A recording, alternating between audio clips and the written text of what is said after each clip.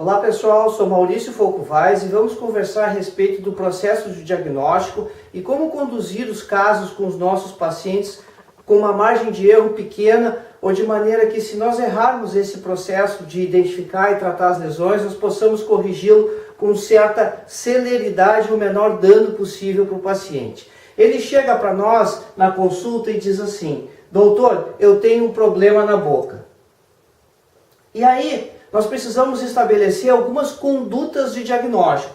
No primeiro momento, nós vamos estabelecer um diagnóstico baseado no nosso conhecimento, na bagagem que nós temos, mesmo que seja um diagnóstico provisório, mesmo que a gente não tenha certeza daquilo que o paciente está apresentando. Mas é importante a gente tentar dar um nome para essa alteração que nós estamos vendo. Baseado nisso, nós vamos instalar a terapêutica, uma forma de tratar esse paciente, uma forma de tratar aquela alteração. Em algumas situações vai ser óbvio demais o que ele tem e o tratamento vai ser muito claro, muito evidente para nós. Acontece que é aí que nós podemos errar. É preciso um próximo passo que sempre tem que acontecer, que é o acompanhamento do paciente. Dessa forma nós criamos um ciclo, estabelecemos um diagnóstico, estabelecemos uma forma de tratar e, por mais óbvio, por mais evidente, por mais claro que seja aquele problema, nós sempre vamos acompanhar o resultado que nós já tivemos ou estamos tendo. Dessa maneira se estabelece o que nós chamamos de conduta de diagnóstico, uma maneira de proceder com o paciente, uma maneira de conduzir o caso. Porque errar o diagnóstico acontece e acontece com frequência, faz parte da nossa prática. Isso vai acontecer no cotidiano do nosso trabalho. O que nós não podemos fazer é errar a conduta. Isso sim é pecado sem perdão. E como nós erramos essa conduta, falhando nesse esquema de estabelecer um diagnóstico provisório, uma forma de tratar e não vendo que resultado deu, não vendo o acompanhamento do caso.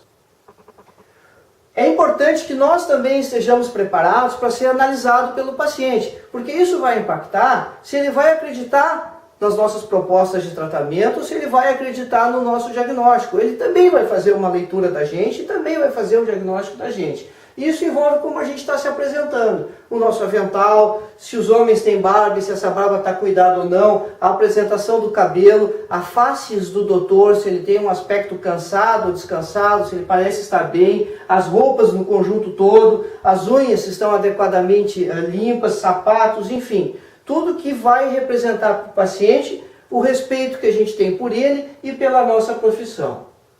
É importante destacar e lembrar que a entrevista ou anamnese, ela responde por mais de 80% dos diagnósticos nas clínicas de medicina geral. Então, conversar, quando nós estamos tratando dessas alterações que os pacientes podem apresentar, é a questão mais importante no processo.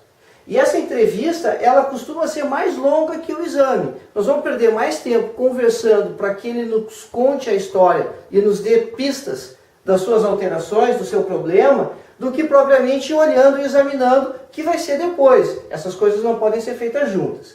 Se ele trouxe uma carta de encaminhamento de algum colega, é fundamental ler a carta, porque lá vai estar as impressões iniciais de quem viu o paciente antes. E aí iniciamos com questões abertas a nossa conversa, do tipo: como posso lhe ajudar? O que trouxe o senhor ou a senhora aqui? E vamos direcionando com questões fechadas. Há quanto tempo isso existe? Dói? Muda de lugar? Muda de tamanho? Já houve algum tipo de tratamento ou não foi tratado ainda? Porque esse fluxo da nossa conversa vai proporcionar o direcionamento da nossa anamnese, de maneira que nós possamos voltar ao assunto ou esclarecer pontos obscuros da história, que não ficaram claras nessa primeira narrativa, com essas questões fechadas. Com tanta informação, é preciso padronizar a abordagem, padronizar a maneira de conversar com o paciente, para ela ser sempre a mesma para todos os pacientes, e também para que nós tenhamos o registro desses dados sempre da mesma maneira, seguindo um esquema de anamnese. Isso vai facilitar, inclusive, para pesquisas futuras. A queixa principal nesse nosso esquema de registro de dados, ela deve ser escrita com as palavras do paciente, porque ela nos conta o entendimento que a pessoa tem da própria doença. Não podemos nos concentrar excessivamente na escrita, é preciso restabelecer contato visual frequente com o paciente para ele perceber que a gente está prestando atenção nele, que nós estamos atentos a ele, e não podemos deixar de anotar todos os fatos relevantes apesar disso. Portanto, é preciso administrar esse tempo entre tomar notas, fazer a entrevista e fazer o exame, mas com algumas consultas, implementando essa metodologia, fazendo dessa maneira, nós vamos aprender rapidamente, com muita facilidade, como fazer essa administração. Ao final, vamos desenhar a lesão, a área de parestesia, enfim, já lá quando o paciente está fazendo o exame propriamente, que vai ser a última parte do nosso processo de diagnóstico.